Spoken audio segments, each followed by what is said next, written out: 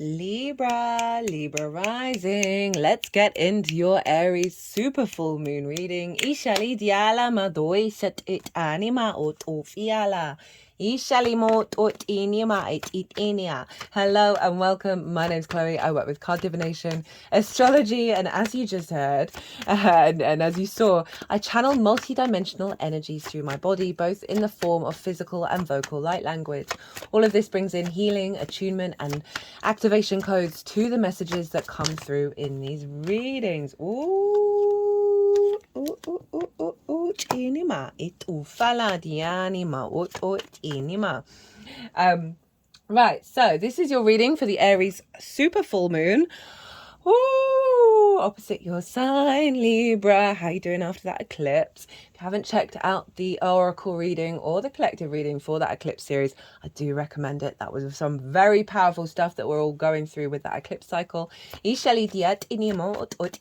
I read for the rising signs. So for those of you who don't have Libra in the first house, look to the house that it does fall in. Look to the themes of that house. And you want to apply those themes along with all the other meaning you've got going on in the sign of Libra to the messages that come through, because it will be as if that Libra energy has now energetically moved to the first house. So the astrology for the rising sign will still link in. You just got to add on your own natal chart meaning on top of it. As always, take what resonates, leave what doesn't. So let's get into it. This is an Aries full moon. This is wild. It's conjunct Chiron with Mars and Pluto squaring it. Juno is conjunct the sun in your sign Libra, so that is lovely energy. Whew, I've done a collective reading. This is where I've broken down the astrology in way more detail because there's stuff going on in it. I've also done a collective tarot reading in that as well and channeled messages, all of that stuff. So if you want a deeper understanding about what's going on here, pause this video, go watch that. I'd like to tap into the most integrated and expansive intention of this transit.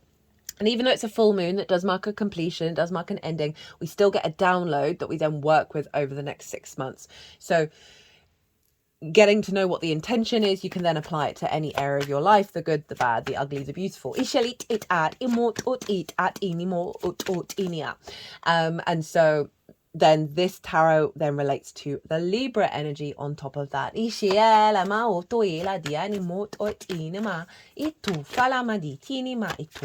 So in this reading, I'm going to be breaking down the astrology for Libra rising. There's going to be 3 tarot piles. The first part is what's being released, what cycle has come to an end, what's being completed with this full moon. The second pile is what's the download, what's being activated, the most integrated and expansive intention of the unfolding of this Aries full moon.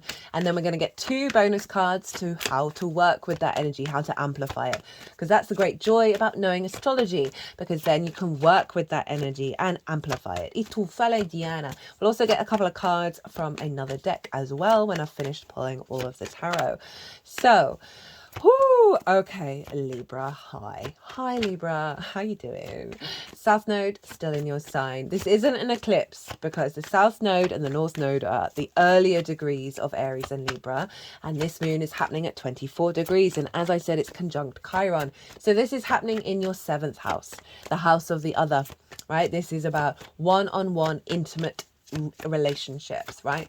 It can be a business partner, clients, your intimate friends, long-term committed romantic relationships, as well as your relationship with source and your therapist. It's like those important people in your life, right? And your commitment to them and their commitment to you, how they show up, what you're drawn to, how you understand yourself in regards to the other, all of that kind of stuff shows up in the 7th. So you've got a full moon here. And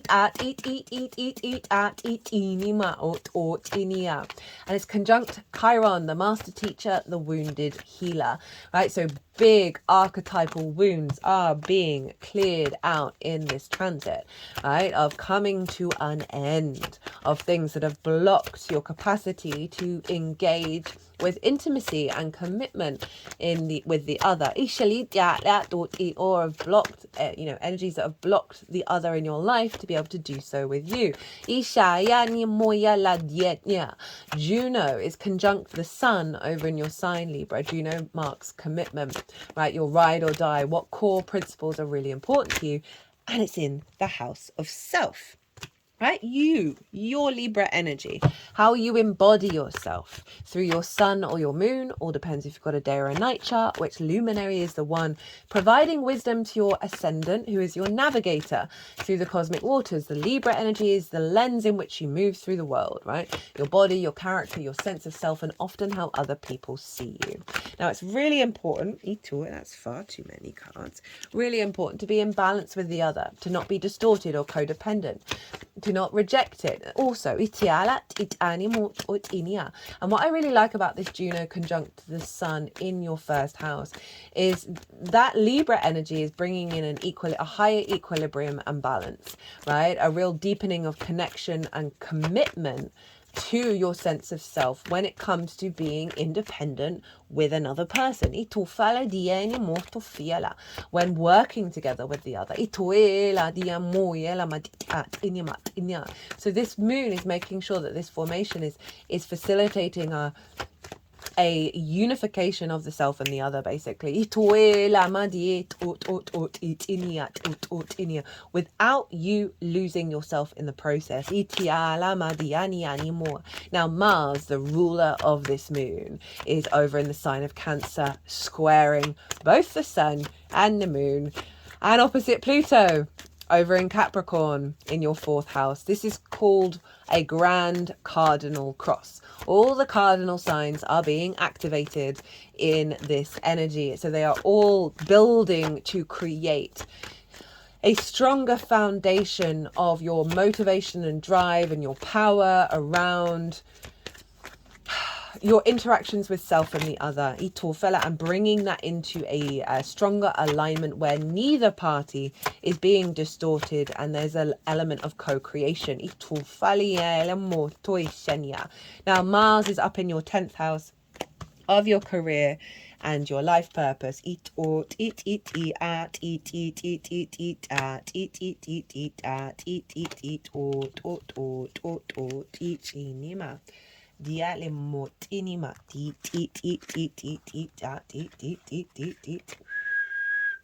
And so you've got more drive around your life path, right? You've got more action going on. You've got more stimulation going on here. Libra regulars, I've been going on a lot about if your relationships, your one-on-one relationships, not just romantic, if they're not serving your life path, they're falling away. And you're going through stages of revelation after revelation of what truly works for you. That's the Saturn energy over in your 6th.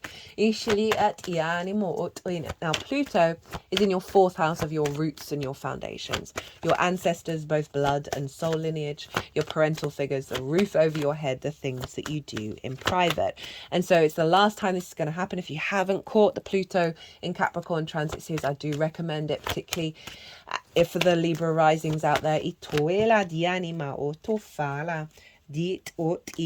because what's happening right now is a huge recalibration of our understanding of reality and how to work with it, and releasing a lot of wounds in the rooted power that have distorted power dynamics, this element of control. And so Mars and Pluto are trying to get your capacity to build from Pluto is transforming your root system. Mars is activating a heightened intuition, understanding through your motivation and actions of what path you're on and what path to follow. And this is all coming into an alignment with those one-on-one relationships in your life. And if they're not matching what's going on, there may be conflict, there may be dust-ups that go on over this full moon. But it is really getting you in alignment where you are building towards your life purpose. Now we have a beautiful grand water trine. We had it at your eclipse, Libra, and it was with Venus, Mars and Saturn. Now we have Venus, Mars and Neptune. So we built a stronger foundation with Saturn in our emotional body, and now we're bringing in this magical reality, right? This into the memory that we have in our water. And that's in the way that you work. Your values, right? How you value yourself, your skills and your tools and your resources. Scorpio energy, and Mars up in the 10th. So you've got the work houses being activated with this grand water trine. Now Mars rules the moon and Venus rules the sun. So the rulers of the sun and moon, of self and other, are coming from your work houses, of how you value yourself and your life purpose. So this is a real healing, a deep healing, and just being at peace with all that's come before around relationships that do not serve that, and an activation of your capacity to engage in frequencies that match your value and match your life purpose.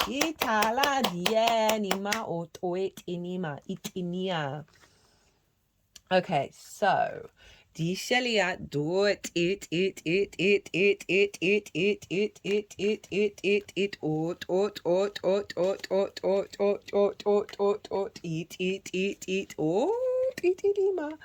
okay, so I'm gonna do the big reveal. At the bottom of the deck we have the Ace of Pentacles with the Fool. So big renewal energy, right? Aces and the Fool are very similar in their nature, right? A new beginning, right? Of building in the 3D world, right? These are the kind of relationships that serve both parties, but also a refreshed, heart open space, right? Of knowing that a new reality is going to come in. You've got to take that leap of faith and acknowledge the new cycle.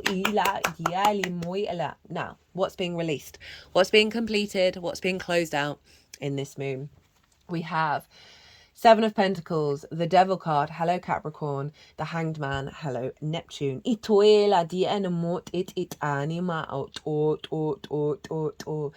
for me, this feels like that you've closed out a cycle over working through. So the Seven of Pentacles is all about planting seeds and tending to them and putting in the daily practice of like, okay, things aren't quite manifesting yet, but I'm doing the work to get to that space, right? And it's interesting that it's Pentacles as well, because it's like, how does this show up in the 3D? How does this work for me? How does this bring stability? How does this bring abundance into my life? That you've planted some seeds to get that, to get to that space. And this is, you're closing out the cycle of the sort of apprenticeship energy, right? You've done the first layer of this, and I say first layer, but it doesn't quite feel like that. It feels like a first layer of the final chapter.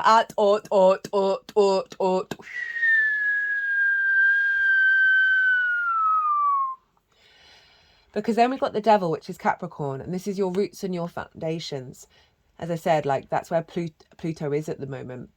And I feel like I'm getting two messages around this. One, your intention to build from a place of your strong roots, right? Before the horned god got turned into the devil by the Christians, it was Pan. It was the horned god, the green man, like this very powerful masculine divine masculine fertility energy of manifestation in the 3D world, of how we build in the 3D world. But there is the flip side of the devil, of things that have bound us, things that have chained us. And the fourth house has a lot of trauma, right? Our parental figures, our ancestors, all of that kind of stuff, of repeating old patterns when it comes to commitment and intimacy and integrity with the other, right? And so it feels like this process is one, building from a stronger place to get to this space, but also being aware of the limitations that you have, right? And the programming that you have and working through them. Because then we have the Hangman in reverse. And the Hangman in reverse is acknowledging that, you know, it's not turned up in this way, which is saying pause and get some perspective in order to elevate yourself. It's like throughout, I feel like this has been here throughout, and through this journey of this awareness of tending to this on a day-to-day basis, you've come into a state of illumination of what's truly important to you, right? And you're able to then take that out in the world. And this is the culmination. This is what's also being closed out is that cycle, but the culmination of this perspective that's getting ingrained. It's allowing you to enter into this new frequency. Oh, 8 of Wands at the bottom, underneath that. So alignment. Now, what's being activated, what you're working with, what's the most integrated and expansive intention that's unfolding over the next 6 months. We have the Six of Cups, the Queen of Swords, and the World, right? Hello, Libra. So the Six of Cups is having gone through this process, you're now really making peace with all that's come before you.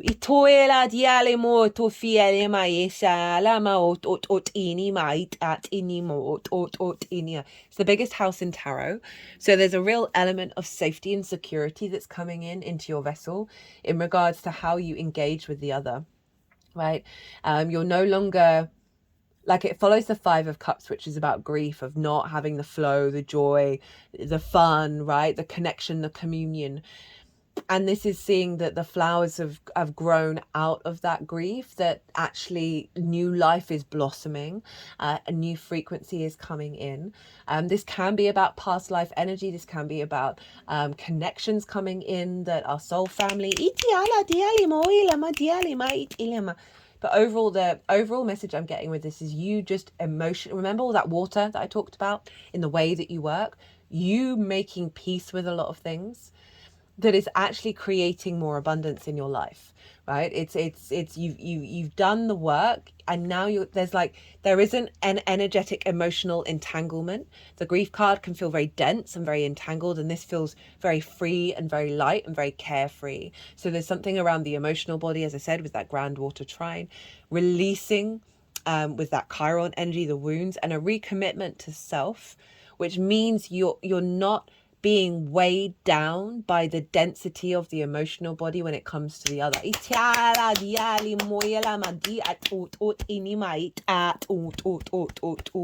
Yeah, there's a release here. And then we've got the Queen of Swords, right? Very Libra energy. The Queen of Swords acknowledges that she's gone through some difficult times, but her head is above the clouds. She has one bird above her crown chakra. So this is about receiving divine inspiration. You're more in alignment with your crown. You're more in alignment with yourself. You're not really taking any nonsense anymore, right? And that's not in a negative way. It's just like you're not falling for the paradigm of the bullshit, right? Of the old wounds. We think of of what we learn from our parental figures, the love languages that we learn. It's like this feels like you've entered into that new frequency, and you're really respecting yourself in the process and cultivating this new perspective. And then we have the world. So we've got the Fool and the world, the beginning and the end of the major arcana. And this is like, know thyself and the world will open up to you, right? So through this process, through this alignment, through this perspective of you putting in the work, you are opening up a frequency where, again, this is linked into what I was saying of like, there feels like a clean slate. It feels like you're no longer entangled in the same way to the density of whatever may have come before. And that is clearing the energetic space so you can co-create with the universe based on your frequency and not of that of the previous cycles. It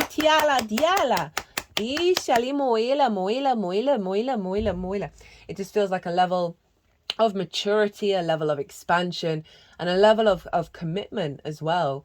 And really opening yourself up to a new world, a new possibility. And you being more in alignment with your life purpose as well. Think of Mars up in the 10th. That is facilitating the strength of your home and how you're able to create. Remember, Ace of Pentacles in the Fool. New opportunities, new experiences that are renewed. That aren't based on the heavier energy.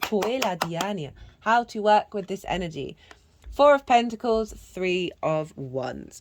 So the 4 of Pentacles for me is all about creating from your frequency and not from the distortions from the outside world, right? Creating from your inner sovereignty, your inner divinity. We've got the crown there, from a place of power, right? So it's calling you, perhaps you want to do meditative practices when you get up or when you go to sleep or whenever it feels right for you, of drawing back anything you've given out into the world, drawing that back into yourself, that which needs to come back, that which, is no longer needed to entangle itself elsewhere, and also releasing that which you've taken from others, that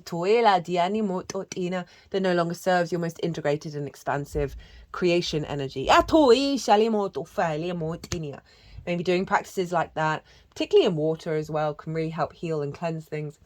That's then getting you more in alignment with your frequency, right? Your sense of self, your commitment to yourself, and building from that place. got the 3 of Wands, and this is acknowledging that you are embarking on a new journey, right? But you have the higher ground. This is actually the sun in Aries, so that's quite funny. You're embarking on a new frequency, a new journey, and all you need to do is the best in any given moment for yourself.